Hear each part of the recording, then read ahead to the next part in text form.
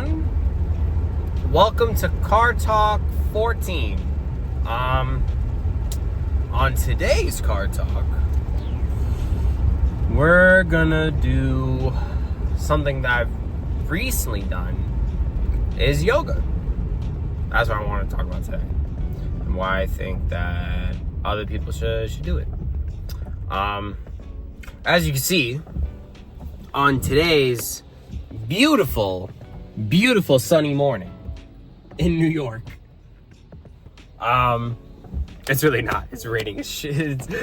It's raining like crazy right now. Well, crazy is I'm gassing it at that point. But I don't mind it because the temperature's warming up and I could just wear a long sleeve shirt and I'm chilling. But anyways, back to the topic. Yoga. It was something that I started around 3 weeks ago. I don't really do anything crazy. It's more of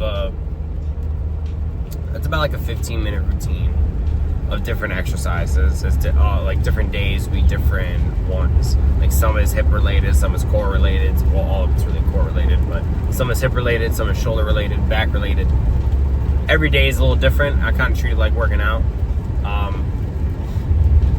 But what made me want to start it was the fact that I wanted something. If I didn't work out, I wanted, like, let's say today was a rest day, right? I wanted something to do that day. So I decided, you know what, why not just do yoga? Because I tried swimming on my rest days and that doesn't really work because I still have to drive to the gym, and that's just kind of the hassle in of itself. And then I tried ab days, but that wouldn't really work. So I did something that I could easily do at home: yoga. When it's rest days, I do around 30 minutes of it. When it's not rest days, I still do it every day, because that consistency is how you see results. The results you do see, that so far I've noticed for just doing it around 3 weeks, is my flexibility has improved a little bit, but it's improved. I'm able to do the poses a little easier. As well as something there was two things I didn't realize that would happen. One, I tend to breathe deeply way more than I normally do, which I didn't expect to happen. I think it's because of how often the entirety of the yoga session, all you're doing is, well, breathing out of your nose, but you get the point. So I think your body just starts to do it more on its own the more you do it consistently. On top of, corresponding to that, my breathing in general just kind of got better since I'm taking in more oxygen, you know what I mean? But it's also just, I feel more relaxed doing it, probably due to the breathing, but yoga in general just makes me way more, like, as a relaxed person. I could just chill, like, I'm a little more. When I get pissed off at a game or something and I haven't done yoga yet, then I'll just get off the game, do 15 minutes of it, and I'll be cool after. Like, I'll be good to go. It's almost like a reset. Like, if you had a really bad day, you go do some yoga for like 10-15 minutes. It's like you're Gucci. You're fine. You start to think more clearly because you're not so upset. So I think everyone should do it. You don't gotta do it for a hour-long session or something like that. Literally, you just take, if you want, you can do a morning routine and night routine if you really want to. I personally don't do that. How I do it is usually around nighttime, or it's after I get home from work. I'll do around 15 minutes of it. If it's a rest day, then I'll do either one big 30-minute session or 2 15 minutes, one in the morning, one at night. So really, it's not, you don't have to take too much time out of your day. And now don't get me wrong, I'm not gonna lie, it does feel a little zesty. I would not recommend doing it like at public. If you don't want, well, I wouldn't. I personally didn't. I would just feel very weird, like I guess self-conscious, which you shouldn't, but I do. So I just feel more comfortable doing it at home. So I just do it at home, and I can do it anytime since I'm at home. You know what I mean? So I would say just do it there. You don't need a lot of room. I don't even have a mat. I just use my floor. You still get the same. You still get the job done. If you clean your floors, then you'll be fine. Or if you shower, if you really want to, if you feel like, oh, the floor is disgusting, all right, well, do your yoga and then just shower right after, and now you're all squeaky clean. Bingo. Solved your issue. That's kind of about it. But what I actually, you know what? Let's talk about hobbies. Why not? We just finished talking about yoga. Fuck it. Since we're on the topic. Since it became a new hobby, we might as well just talk about hobbies. I feel that everyone should be open to new hobbies. Something that I haven't, that I was very... I feel like in general, you should just try new things. You know what I mean? One, variety is the spice of life. And trying out new stuff, listen, you might find something that you like that you didn't originally think that you would like, but you won't know unless you try. And you know what I mean? Like, life is short. Why not try it? You know what I mean? For example, I would not have known that I liked yoga unless I did it. And now I like it. I would not have known during high school. I wouldn't have done lacrosse if my sister didn't, push me to go do it. Because originally I was like, I don't want to do this shit. Fuck that. I'll just stick to soccer. But she convinced me to do it. I enjoyed it for a little bit. I ended up only doing it for 2 years because I was a senior. Shit started getting... The team, I'm not gonna lie, the players on the team were kind of just assholes the entire time. So I didn't really enjoy being on the team. And then I also wasn't the greatest at it. I enjoyed it, but I wasn't the greatest at it.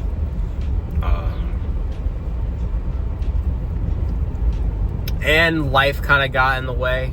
Around the time where lacrosse season started, I had a job. I was working 2 jobs because I did a BOCES program where half my school day I would work at a factory, and then I would work after school. So I was just constantly just working. Gotta be a hustler, what can I say? I want to attack my goals, so sometimes you gotta do. I didn't enjoy it, but that's what you gotta do. But that's why I ended up stopping lacrosse. But like I said, I wouldn't have known that I liked it, and I wouldn't have that experience under my belt if I didn't try it.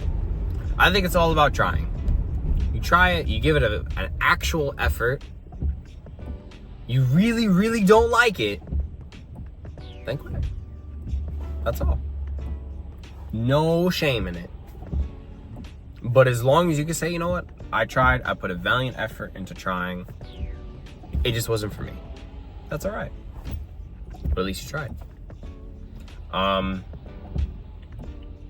Do with anything. I mean, some stuff, like obviously, like drawing. I suck at drawing. I also just don't enjoy drawing. So I don't draw. If I need some sort of drawing done, I know people who are good at drawing that I could pay to do it for me. But just do everything. If you're young, like if you're around my age, 19, or if you just graduated high school and you don't want to go to college, because that's the situation I was in, and you don't know what to do, then it's okay to job hop. I've had about 9 jobs. I'm not gonna lie. And I'm 19 years old. I've probably had more jobs than people that are twice my age. Which for a few, I mean, some of it was just situational. Like I had a surgery. I had 2 surgeries that costed me to have to quit 2 jobs. But I tried manual labor. Definitely not a fan of manual labor. Respect to people that do it, but not a fan. Tried trades. Didn't work. I tried factory work, like doing machining. That did not work. First I tried sales. I did try sales at first. I was dog shit at it. But I realized it's just the type of selling that I can't do the whole, because the first sales job was it was a bathroom. I was selling like bathrooms and showers. But the customers would schedule appointments with us to go to their house, look at their bathroom, do all the measuring. But you were with the customer for a good 2-3 hours, and you're trying to sell them on a $16,000 to $25,000 bathroom. I'm not good with that stuff. I'm a very straight to the point kind of person.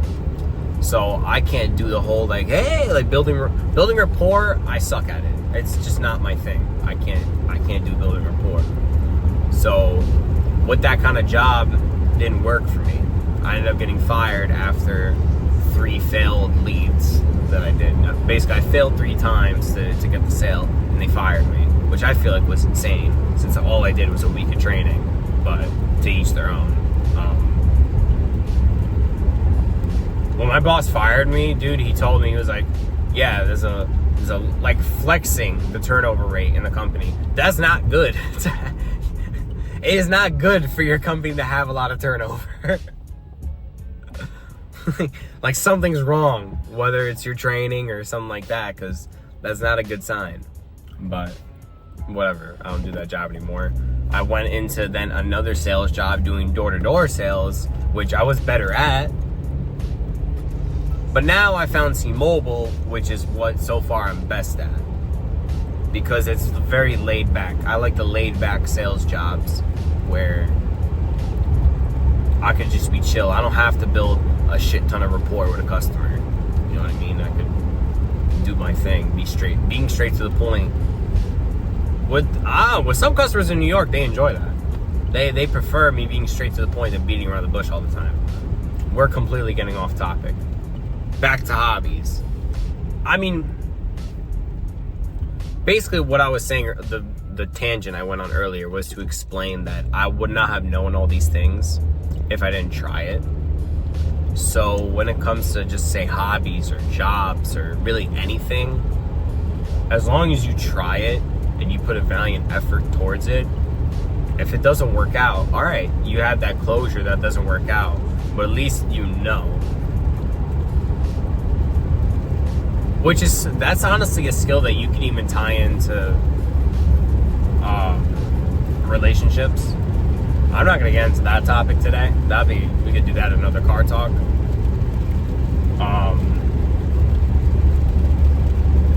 But you can tie that skill into a lot of things, now that I think about it.